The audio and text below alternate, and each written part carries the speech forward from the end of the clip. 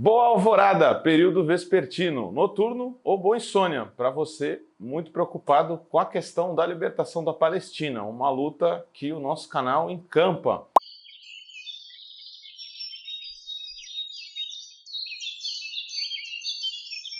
Hoje, a gente muito preocupado com a situação que está acontecendo e muito comprometida também com a questão palestina, a gente vem com o nosso canal, o Vozes Livres, eu, Guilherme Prado, entrevistar uma figura muito importante aqui na Baixada, dentro da comunidade árabe, o professor, representante também da comunidade árabe da Baixada Santista, Salah Mohamed Ali. Eu queria chamá-lo aqui para se apresentar, queria dizer que estamos muito felizes de ser convidado para fazer a entrevista aqui na Mesquita, a gente está dentro da Mesquita. Queria que o Salah se apresentasse um pouco, e aí já descontraindo um pouco. Salah, tem alguma regra aí no mundo árabe dos nomes? Porque tem muito Mohamed, tem muito Ali, se quiser já explicar para a gente. Eu não tenho, é importante pronunciar corretamente. Salah Mohamed Ali, meu nome. Sou professor representante da comunidade árabe da Baixada Santista, presidente da Sociedade Islâmica durante 7 gestões. Atualmente sou vice-presidente da Sociedade Islâmica de Santos Eleitoral Paulista. Assalamu alaikum, a paz de Deus esteja com vocês. Vocês são bem-vindos aqui na Mesquita Islâmica de Santos, a mesquita principal da comunidade árabe islâmica da Baixada Santista, onde os muçulmanos se reúnem para fazer suas orações diárias, as orações coletivas, as festas principais do calendário islâmico e um centro de aprendizagem da língua árabe e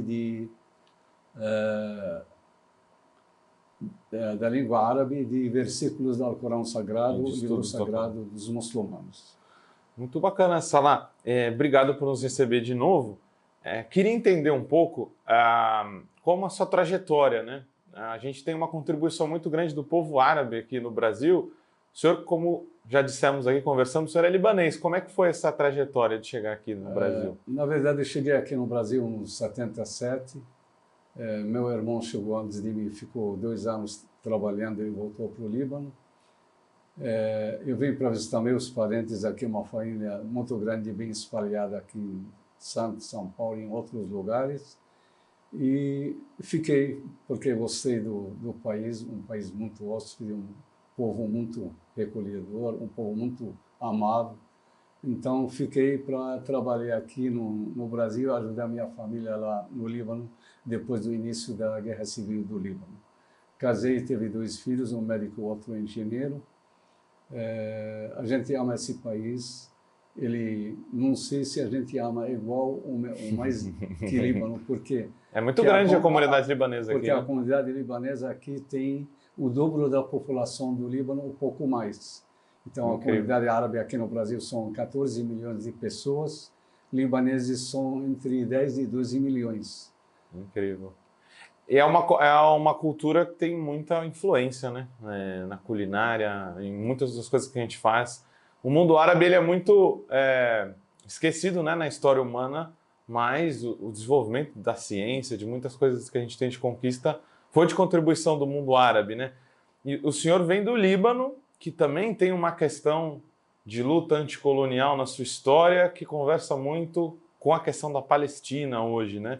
Como que o povo do Líbano olha para a questão palestina? Como o povo árabe como um todo olha para a questão da Palestina hoje? Na verdade, a causa palestina, a causa não é só do povo árabe em geral e povo libanês em particular, pela existência de centenas de milhares de refugiados lá no Líbano e pela guerra que Israel travou em 78, ocupou uma parte do Líbano, chegou até Beirute, e pela presença da Organização da Libertação da Palestina, um grupo armado que foi criado depois dos anos 70. Então, Líbano, uma boa parte do povo de Líbano está na mesma trincheira do povo palestino, lutando contra o domínio de Israel lá na Palestina, a ocupação da Palestina pelo sionismo mundial, e lutou vários anos contra a ocupação de Israel pelo Líbano, onde no ano 2000 Israel se retirou foi obrigado a se retirar do sul do Líbano. Por isso, o povo libanês, qualquer libanês, a causa principal dele é a causa palestina. Por quê? Porque Israel foi criada como base do imperialismo norte-americano ocidental para dominar as riquezas do mundo árabe, onde tem petróleo, onde tem outras riquezas, e para criar governos aliados da política dos Estados Unidos na região. Então, o povo de Líbano, a luta dele faz parte da luta do povo palestino para se livrar desse domínio colonialista diretamente em Israel e indiretamente lá no Líbano, nos países árabes. É interessante isso. Também vejo, nós compartilhamos dessa ideia de que a página da libertação palestina é mais uma página da libertação do povo árabe, né? Numa luta anticolonial. Mas antes da gente entrar no calor do momento hoje do conflito, é bom a gente explicar para quem escuta no nosso canal, né? Por que Israel é entendido pelo povo árabe como um Estado colonial? Porque se a gente voltar para 1897, no Acordo de Basileia, onde foi realizado o primeiro Congresso Sionista Mundial, a ideia deles era ocupar uma parte de terra para fundar o Estado de Israel. E eles acharam que eles representam a civilização ocidental contra a barbárie, do jeito que falou o fundador Isso ainda no século XIX. Israel. Isso. Então, depois foi feito isso em fases.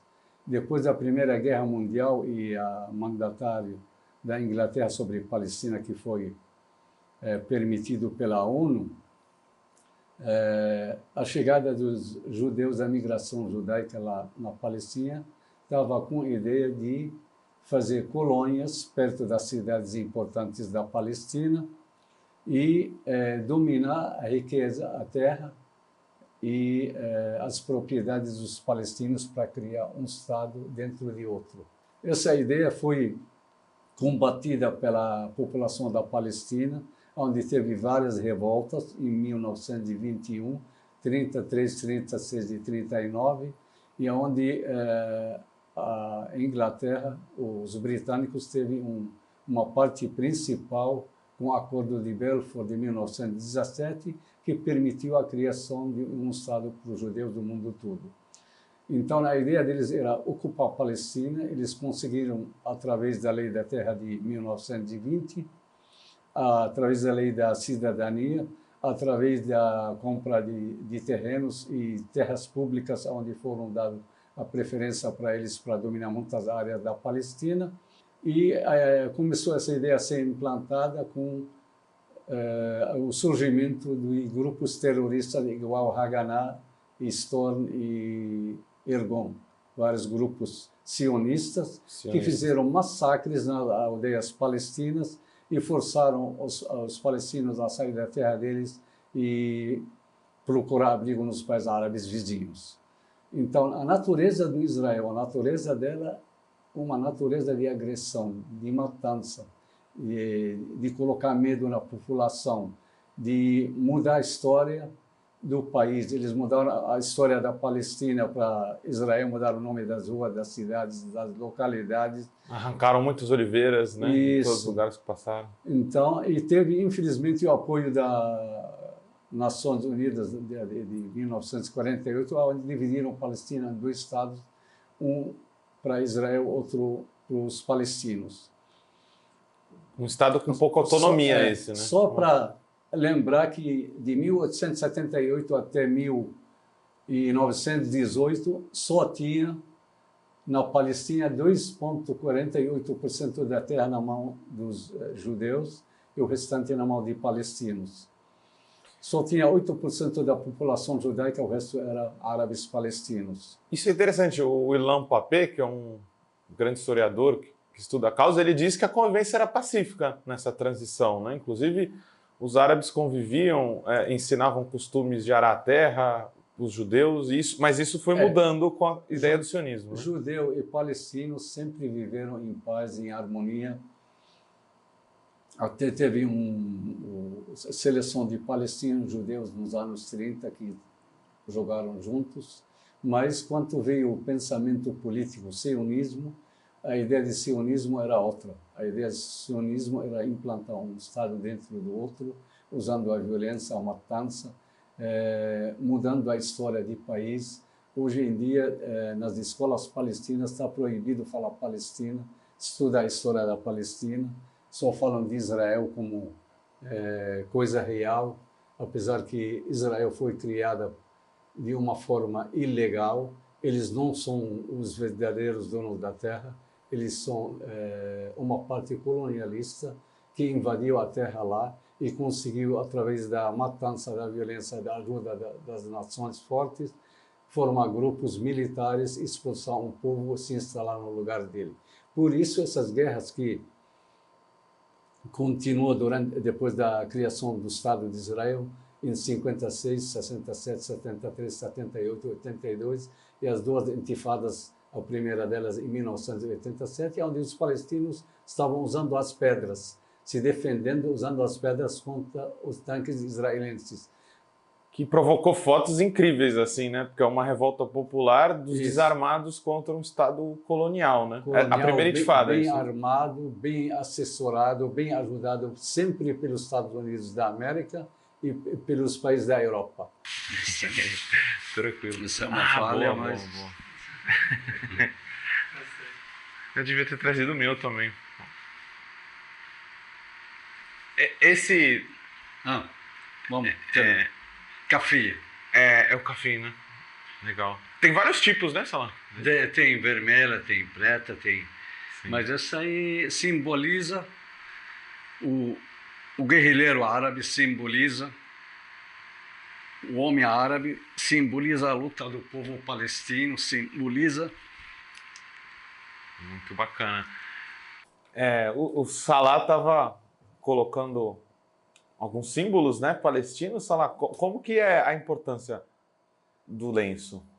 O que significa ele? Hoje em dia representa o lutador, o guerrilheiro palestino que está defendendo a terra dele.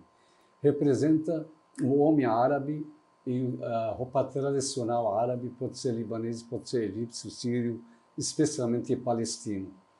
Entendi. Essa cafia, esse símbolo, hoje em dia está invadindo as ruas do mundo inteiro. Você pode ver que em Nova York, Londres, Paris, Tóquio, nos países árabes, no território ocupado da Palestina, todas as ruas, universidades, aí todo mundo gritando alto: viva Palestina, viva a luta do povo palestino.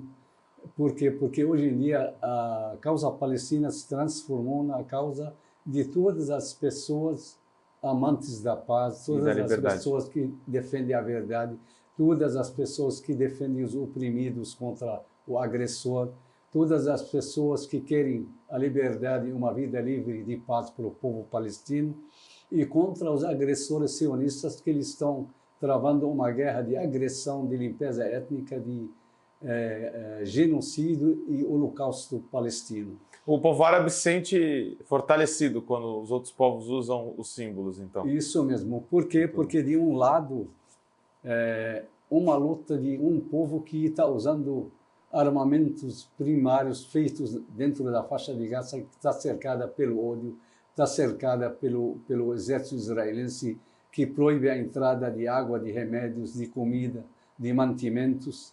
Esse exército que travou uma guerra de destruição total da faixa de Gaza, que está cercada de todos os lados. Ele conseguiu eliminar bairros inteiros, usando o cerco de fogo, eles falam na língua militar, significa a aviação e os tanques ficam bombardeando durante 1 hora um setor, um bairro, um quadrado, para igualar ele pelo chão. Sim. Hoje em dia, esse bombardeio que só matou civis, até agora são 15 mil mártires, entre eles 70%, quase 6 mil poucos crianças e quase 5 mil mulheres, fora de 7 mil desaparecidos entre os escombros. Essa guerra que Israel está travando não é uma guerra justa.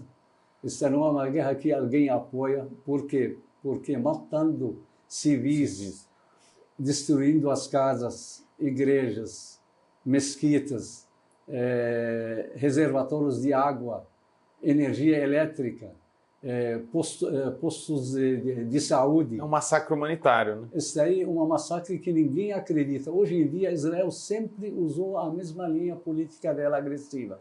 Sr. Salah, posso só fazer um parênteses para a gente conseguir chegar nesse momento, para a gente explicar, o senhor explicar um pouco a visão que o senhor tem. O senhor falou das duas intifadas, né?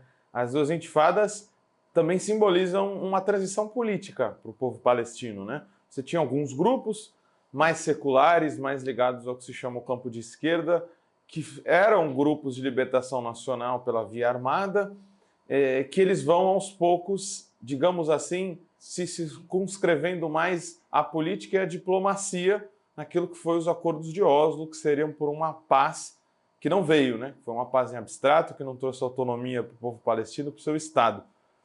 Mas a resistência palestina continuou sob outras formas, com uma direção, digamos assim, um pouco mais no campo muçulmano e menos, digamos assim, no campo de esquerda ou secular, mas ainda existe a resistência e ela ainda é muito forte.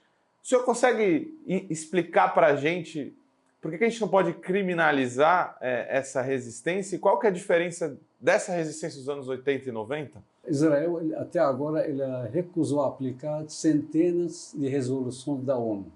Todas elas pedem para Israel sair do território ocupado de 67. Isso aí não significa outra terra, uma terra legítima para o povo palestino, Palestina, árabe, Palestina, do rio até o mar, de ponta a ponta. Mas, depois de uma campanha durante muitos anos, especialmente no antigo líder do falecido Yasser Arafat, que foi até a ONU e representou o povo palestino, falou que veio com uma mão carregando arma, com outra carregando uma flor.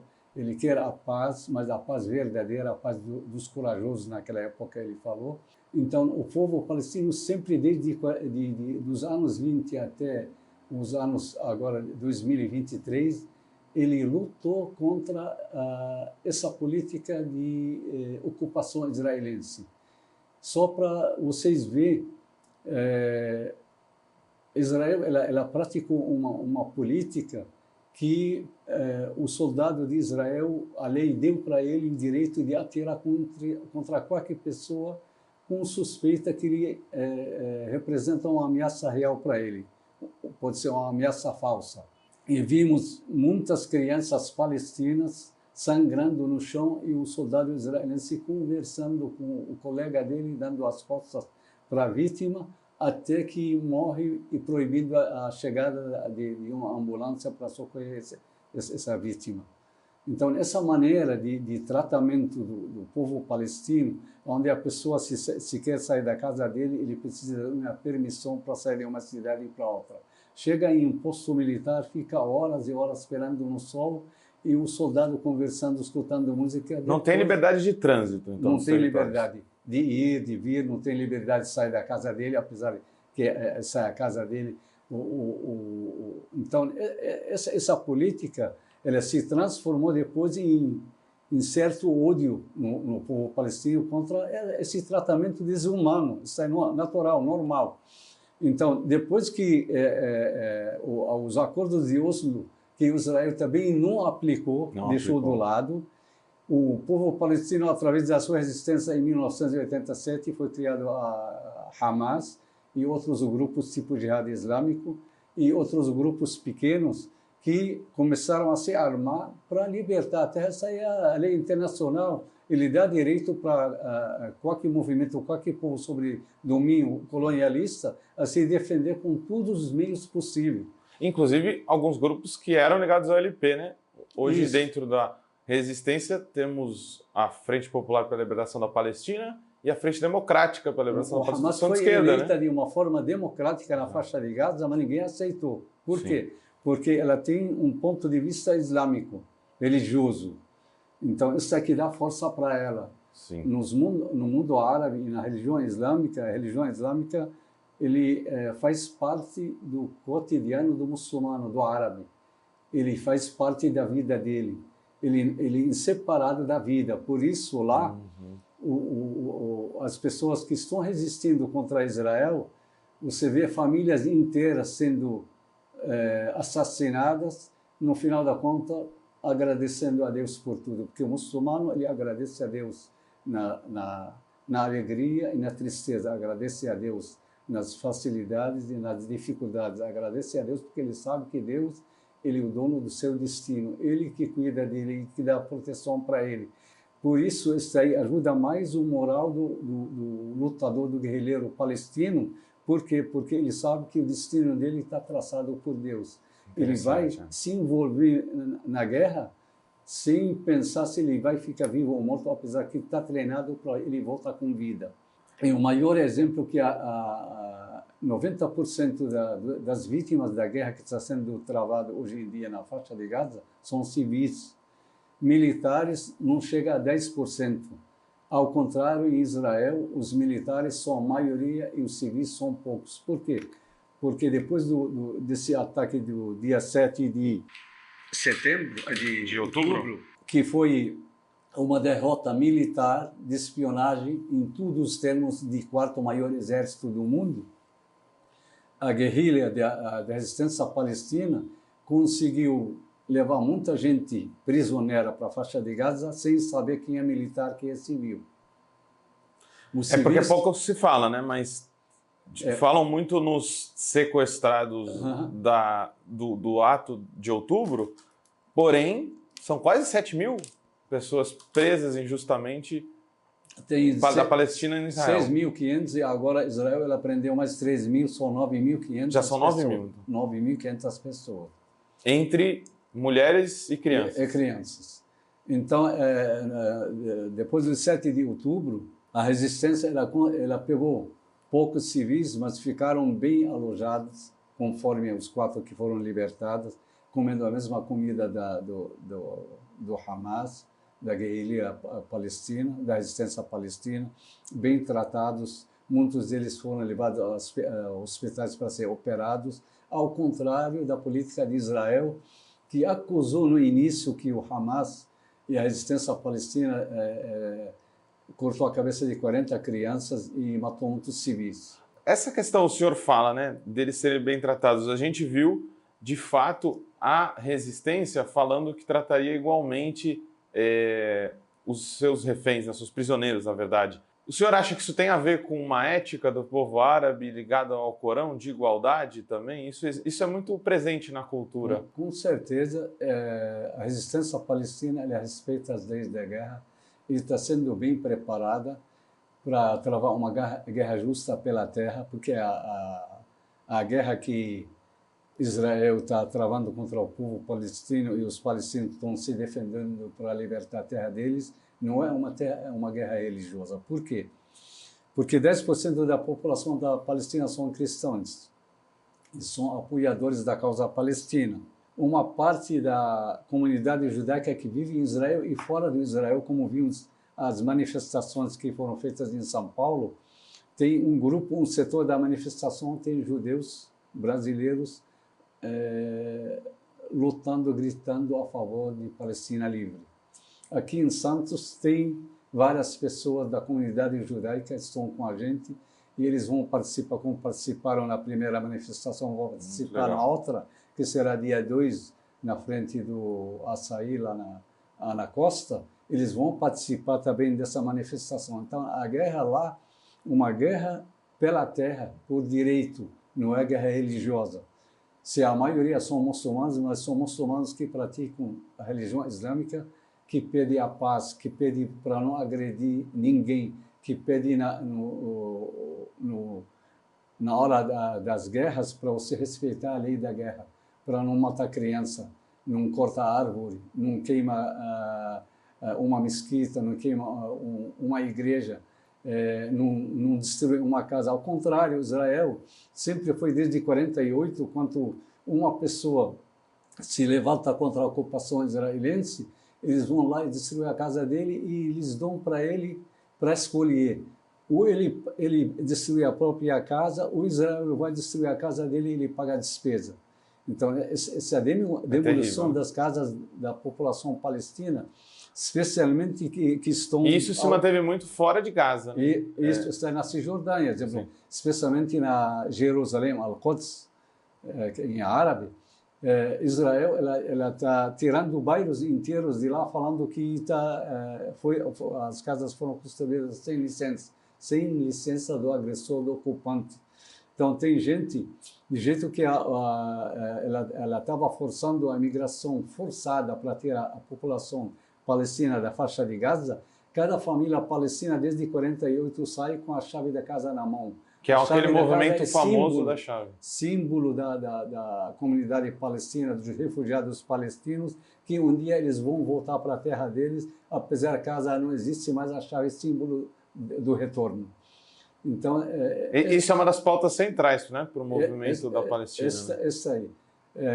Esse pensamento do povo palestino para voltar à terra dele, lutando de uma forma justa. Não é para matar criança, não é para matar idoso, não é para matar civil. Isso aconteceu lá na Cisjordânia, onde um grupo da resistência palestina pegou um colono. Esses colonos mercenários sionistas, que são 800 mil só na Cisjordânia, eles cortam a própria cidade, várias colonos ao redor de cada cidade, para dividir as cidades palestinas em várias localidades.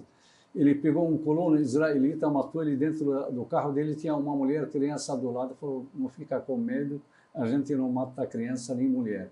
E a mulher dele e a criança dele está viva até agora. Está aí. Teve vários relatos, né? Vários relatos. Ao contrário de Israel, que até agora ela matou 80 famílias inteiras que foram tiradas do registro civil da Palestina, da faixa de Gaza. Queria trazer um aspecto, talvez o senhor consiga nos explicar um pouco, que é o aspecto político, né? Esses grupos de resistência são partidos e são movimentos sociais dentro da Palestina, né? E você não consegue entender a popularidade deles sem entender os trabalhos sociais que eles fazem, por exemplo, né?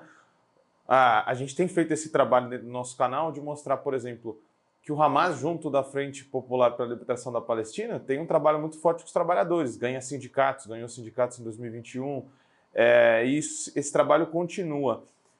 Palestina não tem um estado de bem-estar social porque não é um estado totalmente consolidado, não consegue arrecadar impostos, direito para poder ter serviços sociais para o seu povo. Esses grupos políticos têm uma responsabilidade muito grande em oferecer serviço para a população, né? O senhor sabe explicar um pouco como que isso funciona? Tem esses grupos, do jeito que você falou, o Hamas, Jihad Islâmico, a Frente Popular da Libertação da Palestina, a Frente Democrática da Libertação da Palestina, o Fatah, e outros grupos pequenos, especialmente esses grupos que estão na faixa de Gaza. Sim. Porque, do jeito que você falou lá na Cisjordânia, quem pega os impostos são o governo israelense, né? O regime sionista. Mesmo nas áreas e muitas autônomas. vezes, quando começa a luta, quando começa a intifada, ele congela o envio de dinheiro que é dinheiro palestino. Isso aí para fazer pressão sobre a autoridade nacional palestina fraca do governo do Mohamed Abbas, né? Do Abbas. Por quê? Porque ele, infelizmente, pegou uma linha mais de cooperação com o governo israelita para conservar o lugar dele, e a própria polícia palestina, que o trabalho dela só de investigar e procurar pessoas que trabalham contra Israel. Então, esses grupos da resistência palestina, eles cuidam da vida das pessoas, eles cuidam de hospitais, de pronto-socorros, eles são representados nos sindicatos lá, nas universidades lá da Cisjordânia.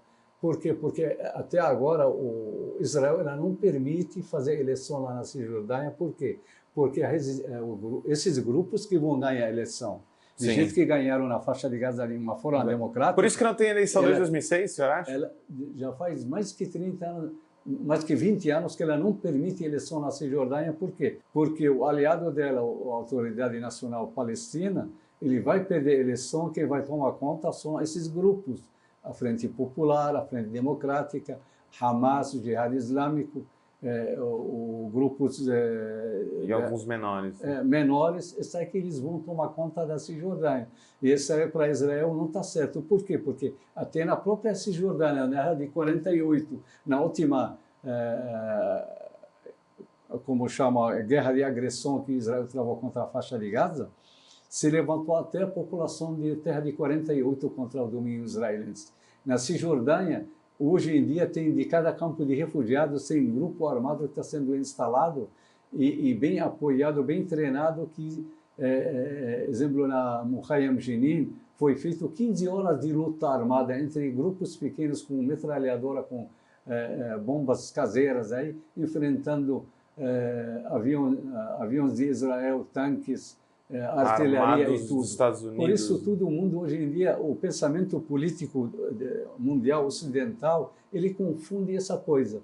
Guerra entre duas partes, quando a gente fala guerra, são duas partes iguais. Você fala a guerra, exemplo, entre Egito e Israel, quando fala de exército contra exército. Mas aqui você está falando a guerra de maior exército, quarto exército maior do mundo, contra resistência que usa fuzis, metralhadora, não tem tanques, não tem avião, não tem porta-avião, não tem nada de armamento pesado. E acho que os direitos humanos em abstrato e a paz em abstrato, porque não tem como ter paz sem terra, teto e trabalho, né? Isso. E sem o pão. E como que o palestino vai ter uma paz sem ter isso, né? Por isso que a libertação segue, né? A guerra de libertação, a luta de libertação. Como o mundo ocidental hoje em dia, se você coloca 5.700 crianças um do lado do outro que nunca viu a vida, como o mundo, os governos do Ocidente têm um lado humano, nem esse lado humano eles têm, consciência política eles não têm. Olhar para a verdade que Israel é uma mentira, uma força de ocupação, e o povo palestino um povo que está lutando pela liberdade, pela vida, pela terra. Como um governo ocidental pode ficar ao lado do agressor, ao lado de uma força que está fazendo genocídio contra um povo desarmado, praticamente comparando com a força de Israel, e não força Israel para essa guerra de agressão, de genocídio contra o povo árabe palestino. Por isso, os povos do Ocidente, hoje em dia, a gente vê a mudança do pensamento dos povos do mundo inteiro. O mundo não é mais bobo.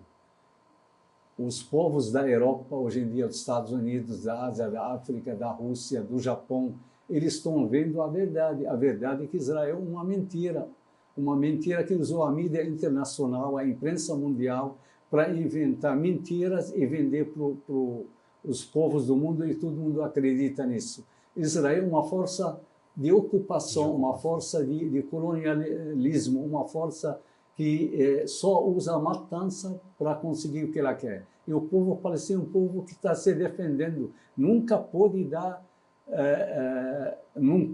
esse direito de falar que a resistência palestina é uma resistência legítima. A resistência palestina é legítima porque o próprio povo palestino deu essa legitimidade para ela.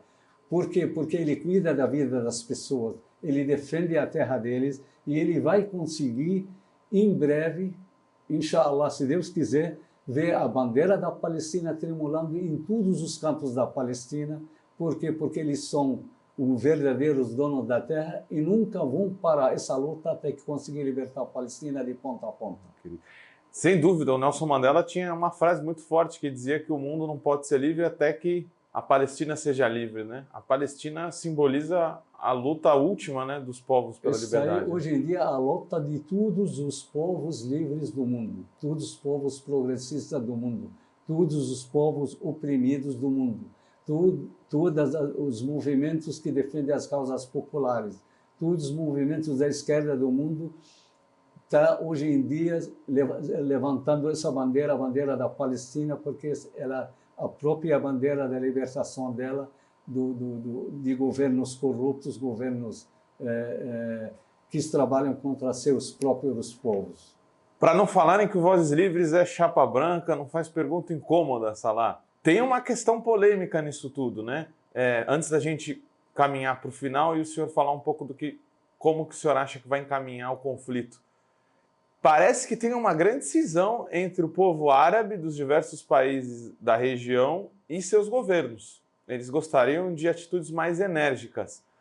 Como que o senhor vê o contra-ataque, né, a contraofensiva do Hamas tem uma questão geopolítica também, né? Israel está aliciando cada vez mais os governos da região para, ao mesmo tempo, favorecer os interesses dos Estados Unidos e enterrar a pauta palestina. Tem, de fato, uma cisão entre o que os povos querem e que muitos governos da região estão fazendo? Pouco, talvez? Com certeza, ultimamente já faz mais de 30 anos que todo mundo fala em nome da causa palestina sem consultar os palestinos. Última vez, os Estados Unidos, junto com os governos aliados dela, os governos árabes, os governos da Europa, eles estavam com um projeto de tirar a própria população da Palestina da faixa de Gaza e deixar ela onde? No Egito, na faixa de Sinai, no deserto de Sinai. Eles fizeram vários acordos. Ultimamente, o primeiro-ministro criminoso israelense, Netanyahu, ele falou: eu não sabia, primeiro a gente estava concentrando tudo na causa na Palestina para ver se eles vão querer um acordo. Mas no final eu vi que os povos árabes, os governos árabes, ninguém está ligando para a causa palestina. Somente a Arábia Saudita, né? Isso. Por isso, os povos árabes, de um lado, que estão manifestando nas ruas em apoio à causa palestina, e os governos, cada um está de um lado. Os governos árabes, eles, por baixo de pano, eles usaram a covardia, o silêncio, eles não fizeram nada para ajudar a resistência palestina à faixa de Gaza. Só agora que eles viram que a resistência palestina ela conseguiu ficar de frente ao Israel, conseguiu enfrentar de igual por igual, não vai abaixar a retaguarda dela. Ela tem apoio do povo palestino, apesar de milhares de vítimas, de mártires lá na faixa de Gaza. Você viu relatos de muita gente falando: eu dou minha vida pela resistência palestina por Palestina. Os povos árabes, por exemplo, o Líbano, ele entrou na guerra contra Israel, apesar da situação caótica, crise econômica, os problemas internos do Líbano, mas não passa uma hora sem um ataque contra a base do Israel lá no sul do Líbano.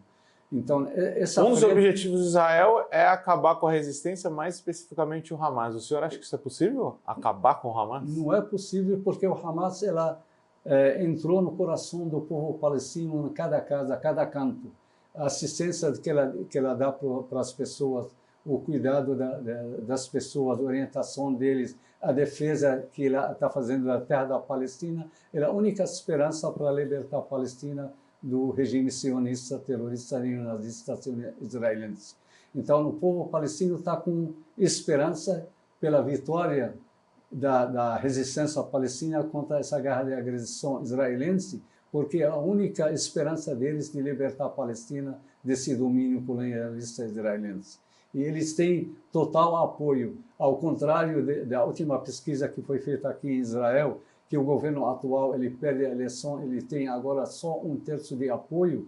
A resistência palestina, com as últimas pesquisas, tem mais força, não é só dentro da faixa de Gaza, na Cisjordânia, nos países árabes e em todos os países do mundo. Hoje em dia só vê pessoas gritando alto e falando viva a luta do povo palestino. Para a gente terminar, não se matam as ideias, né? Essa guerra de agressão, ela pode até buscar destruir aquele movimento X ou Y, mas a ideia de libertação ela não pode morrer, porque ela é uma vontade viva no coração de todo palestino. O senhor acha que Israel tem algo a ganhar com isso tudo, ou ele precisa agredir cada vez mais porque já é uma batalha perdida? O Israel ela fez mais que pôde dentro da política dela, da guerra de agressão, de genocídio contra o povo palestino. Ela só tem ganha só o ódio da própria população dela, porque agora, na hora que vai ter cessar fogo, ela não vai poder mentir mais, ela vai mostrar quantos milhares de soldados foram mortos nessa guerra injusta que ela travou contra a Palestina. Israel não tem como ganhar nada se ela não para com essa política de assassinato, de agressão, de genocídio contra o povo palestino. Se os judeus lá na Palestina, os sionistas, que recusaram voltar ao sul da faixa de Gaza, como há muita distância da fronteira do Líbano de medo, porque a guerra deles não é guerra justa. Se Israel não para com esse pensamento de forçar a imigração forçada dos palestinos fora da terra deles, se ela não volta a tratar os palestinos como seres humanos normais, como são verdadeiros da terra, nem dois estados os palestinos vão aceitar, porque na verdade a Palestina de ponta a ponta ela é árabe e palestina e não tem lugar para esse pensamento assassino, pensamento agressivo, pensamento de matança, pensamento de liquidar a vida de um povo, de expulsar dele da própria terra dele. O senhor acha que um Estado palestino soberano, então, único, é possível? Está aí mais para frente, não é agora, no momento, talvez a teoria de dois Estados melhor para Israel, mas não é bom para o povo palestino.